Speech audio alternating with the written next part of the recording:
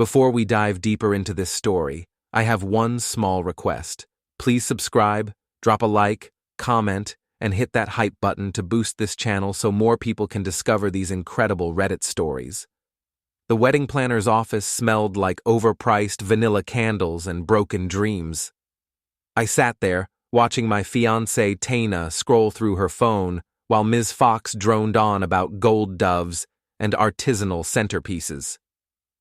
"So, David, what do you think about the ice sculpture?" Ms. Fox asked, her voice dripping with fake enthusiasm. I looked at the proposal, $1,200 for frozen water shaped like a swan.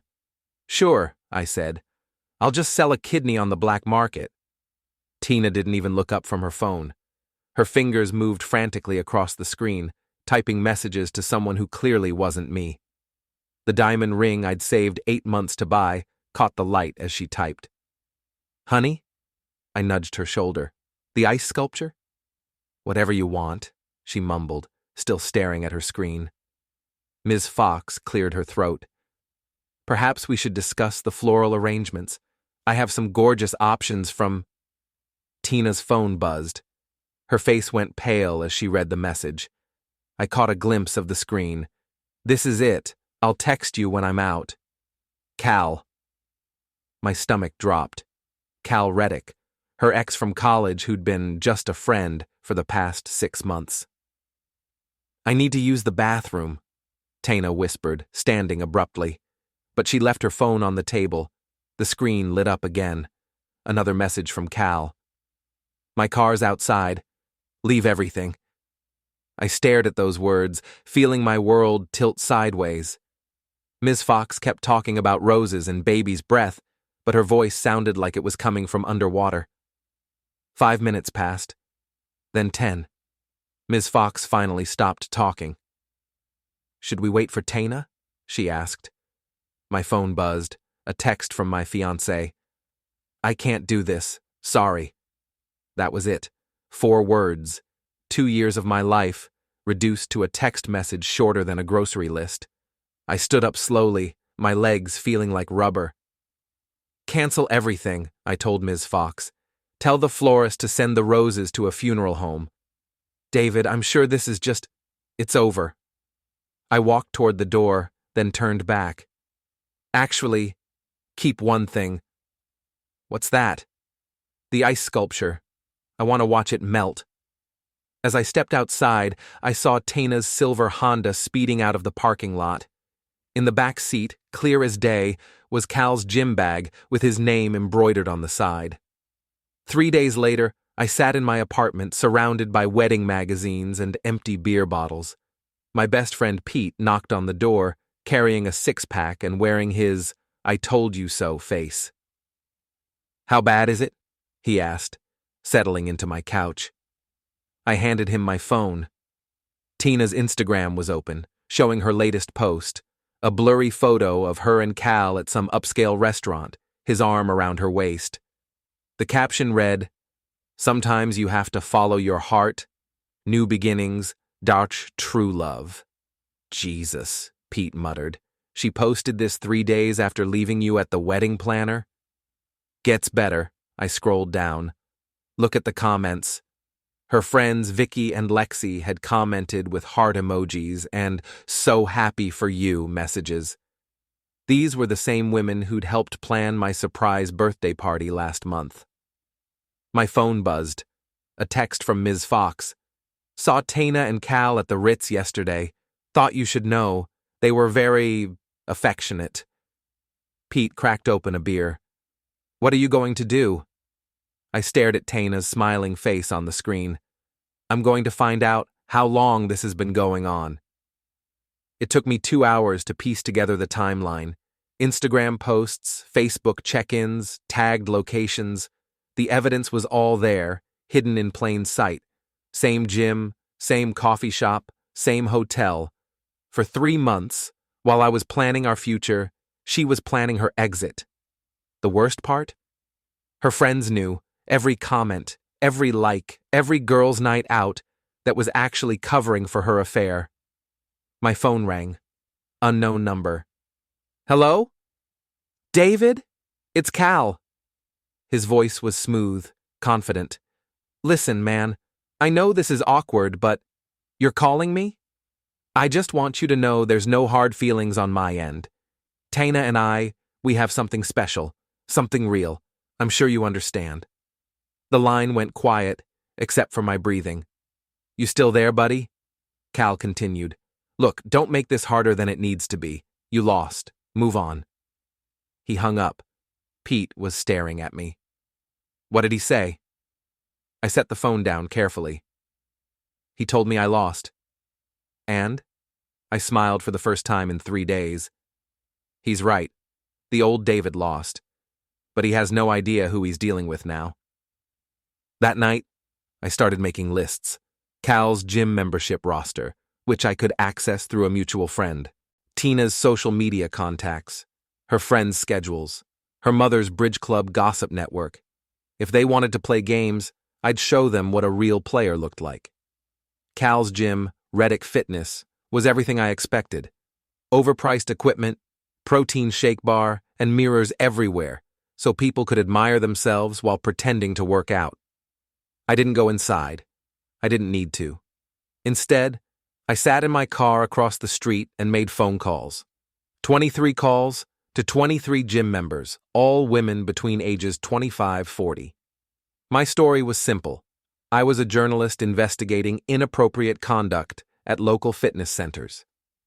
Has Cal Reddick ever made you uncomfortable? I asked each caller. Any inappropriate touching during personal training sessions? 18 women said no. 5 said they'd had weird vibes, but nothing concrete. But seeds were planted. Next, I visited Yelp, Google reviews, and Facebook, created 5 fake accounts with different names, ages, and profile pictures. Each account told a similar story. Cal was unprofessional, made inappropriate comments, overcharged for services. Within 48 hours, his 5-star rating dropped to 3.2 stars. But I was just getting started. I drove to Cal's apartment complex at 2 a.m. with a can of expanding foam and a small funnel. His BMW was parked in spot 23, right where Tina said it would be in one of her old Instagram stories. I inserted the funnel into his exhaust pipe and emptied the entire can. By morning, his engine would be completely destroyed. On his windshield, I left a note. You break hearts, I break engines. Fair trade. The next morning, Pete called me. Dude, did you see the news? What news? Someone vandalized that gym guy's car, filled his exhaust with foam, caused $8,000 in damage. I sipped my coffee. Terrible. Crime is really getting out of hand. David, what? Please tell me you didn't... I was home all night. Netflix can confirm. That afternoon, Cal called me back. He was furious. You psycho. I know it was you. I'm sorry, who is this? I asked innocently. Don't play dumb. You destroyed my car. Cal? Oh, hi. Sorry to hear about your car troubles. Maybe you should be more careful about where you park. Lots of crazy people out there. I'm calling the police. Good idea. Make sure you tell them why you think I'd want to hurt you. Explain the whole story about stealing my fiancée. I'm sure they'll be very sympathetic. He hung up. 20 minutes later, Tina called. David, you need to stop this. Stop what? You know what? Cal's car, the online reviews, calling his clients, it's harassment. Is it? I thought it was justice. This isn't like you, I laughed. You're right. The old me would have just cried into a beer and moved on. But you created something new, Teina. You should be proud. David, please. How long? I interrupted. What? How long were you cheating on me? I know it was at least 3 months, but I think it was longer. Silence. The truth, Teina. You owe me that much. 6 months, she whispered. 6 months. Half a year of lies, fake smiles, and planning a wedding she never intended to attend. Thank you, I said. That's all I needed to know. I hung up and immediately called Ms. Fox. Hi, it's David. I have a story you might find interesting about Teina and Cal and how long this has been going on. Ms. Fox loved gossip almost as much as she loved overpriced wedding decorations. By evening, half the town knew the real timeline of Teina's affair. The video appeared on Instagram 3 days later. Vicky and Lexi, drunk at some bar, laughing about poor David and how clueless I'd been. They made jokes about the wedding planning sessions, how hard it was for Teina to keep a straight face while picking out flowers for a wedding she was never going to attend. The video went viral locally. My humiliation was now public entertainment.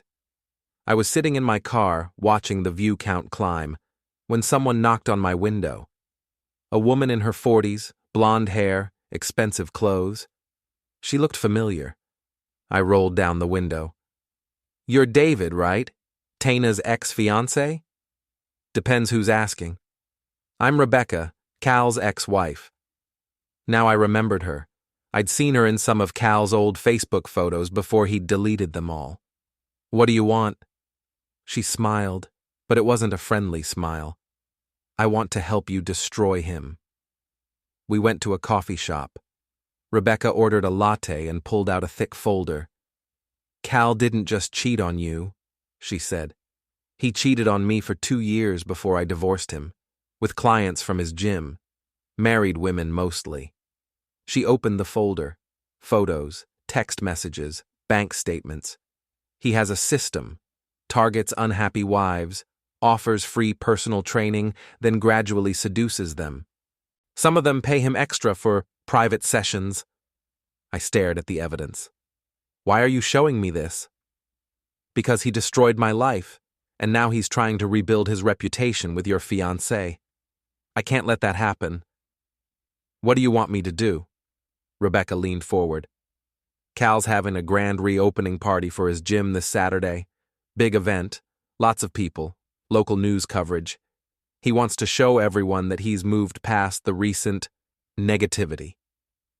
And I think it would be terrible if something went wrong, something very public and very embarrassing." I studied her face. "What did you have in mind?" She smiled again, and this time it was definitely not friendly. "Leave that to me. Just be there with a camera." That night, I couldn't sleep. I kept thinking about the video of Vicky and Lexi, their cruel laughter, the way they'd made my pain into a joke. I picked up my phone and started typing. Facebook post, tagged to both of them. "Thanks for the laughs, ladies. Really classy how you helped your best friend cheat on her fiancé for 6 months, then made jokes about it online. I'm sure your husbands will find it as funny as I do." I attached screenshots of their husbands' Facebook profiles and hit post. Within an hour, both women had called me. Both were crying. "David, please take it down," Vicky begged. "My husband is furious. He thinks I was cheating too." "Were you?" "No, I was being loyal to Teina." "Loyalty," I laughed. "Interesting concept. You should look it up." Lexi was more direct. "You're a psycho. I'm calling the police." "For what? Posting public information? Good luck with that." By morning, both women had deleted their Instagram accounts and blocked me on all social media. But the damage was done. Their marriages were in crisis, and everyone knew why. I felt something I hadn't experienced in weeks. Satisfaction. Saturday couldn't come fast enough. Cal's grand reopening was everything he'd promised. Red carpet, local news crew, free protein shakes, and a crowd of curious onlookers. He'd even hired a DJ and set up a small stage for speeches. I arrived early and positioned myself across the street with a clear view of the gym's front entrance. Rebecca was nowhere to be seen, but I trusted she had a plan. At exactly 2 p.m., Cal took the stage. He wore an expensive suit and his most charming smile. "Thank you all for coming," he began. "Recent weeks have been challenging, but I want you to know that Reddick Fitness remains committed to excellence, integrity, and—" That's when the banner unfurled. Someone had climbed onto the roof of the building next door and dropped a massive banner that read, "Cal Reddick, home wrecker and fraud. Ask his ex-wife for details." The crowd gasped. Cal's face went white. The news cameras immediately swiveled to capture the banner. But Rebecca wasn't done. A woman in the crowd, I recognized her from Rebecca's photos as one of Cal's former clients, stood up and shouted, "He charged me $300 for private sessions that were just excuses to hit on me." Then another woman, "He told me his divorce was my fault because I was too tempting." And another, "He said if I didn't sleep with him, he'd tell my husband I was having an affair anyway." The crowd erupted. People were shouting, cameras were flashing, and Cal was standing on stage looking like a deer in headlights. That's when I saw Teina pushing through the crowd, trying to reach Cal. She looked panicked, desperate. I pulled out my phone and started recording. "Teina!" I called out. "Over here!" She turned, saw me, and her face crumpled. "David, please, don't do this." "Do what?" I asked loudly, making sure my phone captured everything. "Tell the truth? Explain how you cheated on me for 6 months while we planned our wedding?" The crowd was listening now. Even with all the chaos, people love a good drama. "It wasn't supposed to happen," Teina said, tears streaming down her face. "I didn't plan it. But you did plan the lies, the fake girls' nights, the secret hotel meetings, the wedding planning sessions where you pretended to care about our future. I'm sorry." "Are you? Or are you just sorry you got caught?" Cal finally found his voice. "Leave her alone," he shouted from the stage. "This is harassment." I turned my camera toward him. "Harassment? Like sleeping with someone else's fiancée? Like calling me to brag about it? Like building a business around seducing married women?" The news crew was eating this up. Local scandal, public confrontation, perfect footage for the evening broadcast. Rebecca appeared beside me, holding her own phone. "Should I show them the photos, Cal? The text messages? The bank records showing how much these women paid you?" Cal jumped down from the stage and started pushing through the crowd toward us. But he was too late. Rebecca was already uploading everything to social media in real time. Photos of Cal with various women, screenshots of explicit text messages, evidence of his private session fees. The crowd was in full chaos now. People were shouting questions, taking pictures, calling friends to come witness the spectacle. Cal reached us, his face red with rage. "You destroyed my life." I looked at him calmly. "No, Cal, you destroyed your own life. I just made sure everyone else knew about it." He swung at me, but I stepped aside. He stumbled, fell into a display of protein powder, and ended up covered in chocolate whey powder, while cameras captured every second. The police arrived 10 minutes later, but by then it was over. Cal's reputation was destroyed, his business was finished, and the whole thing was already going viral online. As the crowd dispersed, Teina approached me one last time. "I loved you," she said quietly. I looked at her, really looked at her, for the first time since this all began. "No," I said. "You loved the idea of me, the security, the stability, the wedding, but you never loved me enough to be honest. You never loved me enough to be faithful." She opened her mouth to argue, then closed it. "Goodbye, Teina." I walked away, leaving her standing there in the wreckage of the life she'd chosen. 6 months later, I heard Cal had moved to another state. His gym closed permanently, and several women filed complaints with the Better Business Bureau. Teina moved back in with her mother and deleted all her social media accounts. Vicky and Lexi both got divorced. Apparently, their husbands decided that women who would help a friend cheat couldn't be trusted themselves. As for me, I kept Rebecca's folder as a souvenir, started dating a wonderful woman named Sarah, who thinks honesty is more important than Instagram likes, and learned that sometimes the best revenge isn't getting even, it's getting better. But I still kept that ice sculpture receipt.